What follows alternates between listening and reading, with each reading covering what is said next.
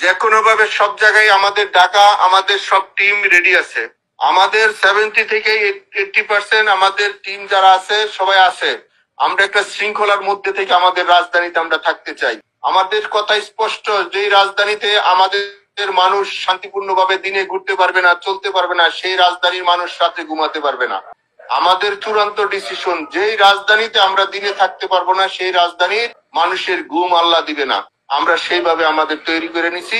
আমাদের ডিসিশন, আমাদের মূল ব্যক্তি, আমাদের নেত্রী যেভাবে এখানে সাজেশন করবে, আমরা পরামর্শ কর্মে আমাদের যেখানে যার সাথে আলোচনা দরকার সেইটা করব। আমি আপনাদেরকে একটা অনুরোধ রাখবো, আপনারা আমাদের চূড়ান্ত খেলার মধ্যে, চূড়ান্ত সিদ্ধান্তের মধ্যে, চূড়ান্ত স্বাধীনের মধ্যে যে যেখানে যে অবস্থায় থাকবেন, নিজে এবং নিজের পরিবার, নিজের শুভাকাঙ্ক্ষীকে নিয়ে আপনারা আসবেন। যদি বাইচা থাকি তাহলে সবাই বাঁচি। আমি আবার বলছি, বাঁচতে সবাই বাঁচতে চাই, মরলে সবাই মরি। কারণ মরতে হবে ভাই, 70 বছর আর 100 বছর আর 50 বছর আর 40 বছরে মৃত্যু আমাদের নির্ধারিত আছে।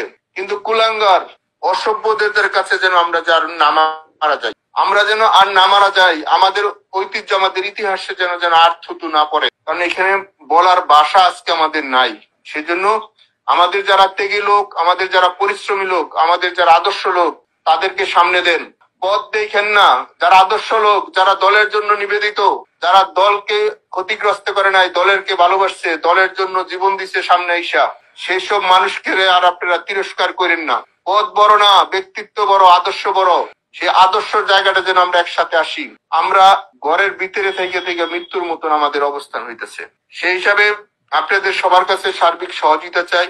আপনারা আলোচনা করেন। আমি আবারও বলছি, যার যার জায়গা থেকে আলোচনা করেন, যার যার ওয়ার্ডে। কেউ জাতীয় কেন্দ্রীয় নেতা হইতে চায় না। জাতীয় কেন্দ্রীয় নেতা হইয়া কোনো লাভ নাই।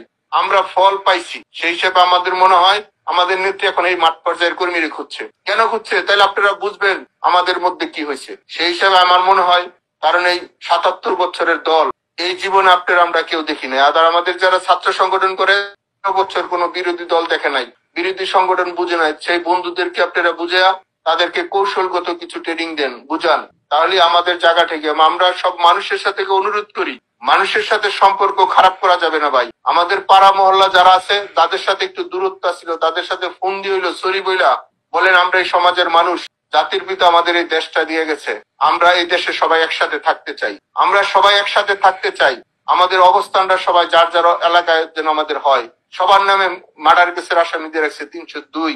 এভাবে একটা মানুষ বাঁচতে পারে না ভাই। ঠিক হয়েছে, বক্তৃতা আমরা 16 বছর অনেক দিছি, আর বক্তৃতা দরকার নাই, এখন কাজের দরকার।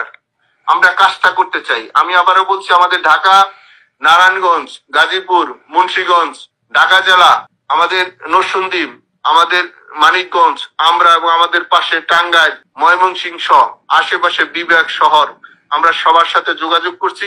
সময় পরিস্থিতিতে আমরা যা করার দরকার তাই করব। সেই হিসাবে আমরা আমাদের বড় ভাই, ছোট ভাই, আমরা যারা আছি একসাথে মিলে কাজটা করতে চাই। আমরা কয়েকদিন সময়ের মধ্যেই আমাদের আপনারা জানবেন, এবং আমরা আপনাদেরকে, আমাদের যারা মূল ব্যক্তিরা আছেন তারা অবশ্যই মেসেজটা পাইবেন কোন জায়গা থেকে কি করতে হবে। কারণ যারা চাকরি করে, যারা এই দেশ দখল করছে, তারাও মানুষ, আমরাও মানুষ। সেই হিসেবে আমরাও মানুষ হিসেবে প্রমাণ করে দিতে চাই আমরা কার সৈনিক, আমরা কার আদর্শ আছি। বক্তৃতায় নয়, আমরা কর্ম দিয়ে বলবো আমরা অমুকের সৈনিক। না হলে আমাদের যিনি জাতির পিতা ঘুমিয়েছেন উনি কষ্ট পাচ্ছেন। সেই হিসাবে আমাদের মনে হয় আর ভেদাভেদ না রেখা আমরা সকলে ঐক্যবদ্ধ ভাবে আমরা আমাদের কাজটা শুরু করতে চাই।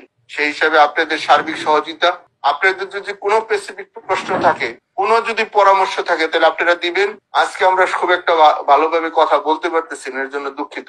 কিন্তু আমাদের কাজটা আমরা চালিয়ে যাচ্ছি, আপনারা একটা রেজাল্ট পাবেন। কিন্তু আমাদের কাজের সাথে, আপনাদের কাজের সাথে আমরা একসাথে থাকতে চাই, ভাই ভাই হিসাবে এখানে সবাই সবাইকে সহযোগিতা করতে চাই। সেই পরিবেশ আমরা কিছুটা তৈরি করেছি, আর যেটা গ্যাপ আছে আমরা এই কয়েকদিনের ভিতরে সেই গ্যাপটা পূরণ করব। আপনাদের সার্বিক সহযোগিতা এবং আপনাদের আদর্শ, সেই হিসাবে আমরা মনে করি যদি বেঁচে থাকি সবার সাথে দেখা হবে, আর মৃত্যু হলে বেহেশতে দেখা হবে। সেজন্য আমাদের একটা প্রস্তুতি থাকুক। ভালো থাকবেন। সম্রাট ভাইয়েরা কথা বলুক বা অন্যরা যারা আছে কথা বলুক, আমি লাইনে আছি। যদি কোনো প্রশ্নের উত্তর দিতে হয়, পরিবেশ পরিস্থিতি বুঝে আমি উত্তর দেওয়ার জন্য প্রস্তুত আছি। ভালো থাকবেন সবাই, কথা বলেন।